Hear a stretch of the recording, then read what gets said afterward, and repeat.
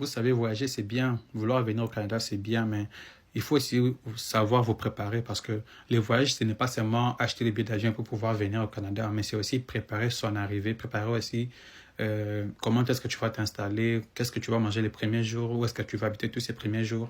C'est bien tout ça, il faut aussi préparer ça en avance.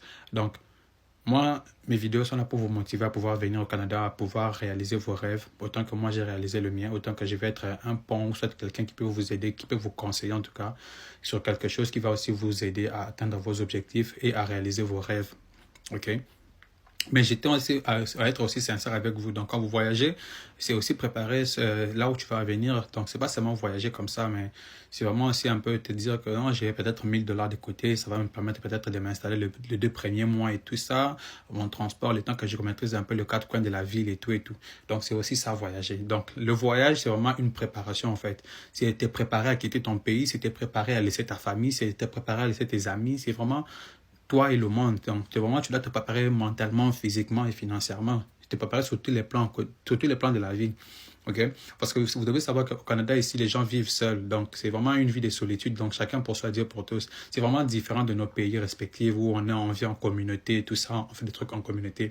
Mais au Canada, c'est pas comme ça. C'est vraiment une vie de solitude, une vie vraiment que tu vis seul. Donc, tu peux rester dans ta chambre, tu peux mourir, personne ne va savoir. Donc, c'est vraiment une vie où les gens s'en fichent vraiment de qui tu es, de ce que tu vaux. Donc, on s'en fout de toi, en fait.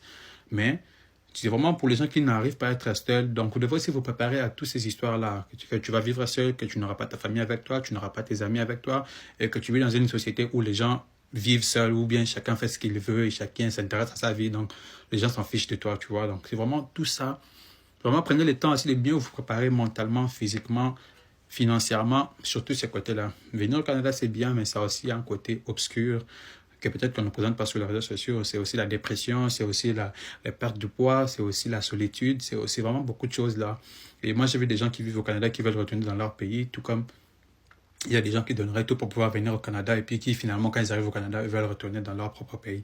Donc, il y a plusieurs choses de la vie, vraiment, il y a plusieurs choses, mais vraiment, quand vous décidez de vous engager pour le voyage, assurez-vous de connaître le côté sombre, le côté de la lumière de ces pays-là. C'est pas toujours si waouh, mais c'est vrai que c'est quand même le Canada, c'est très avantageux par rapport à nos pays en Afrique, mais en tout cas, préparez-vous sur tous les aspects, en fait. C'est ça le voyage, c'est ça le goût du voyage.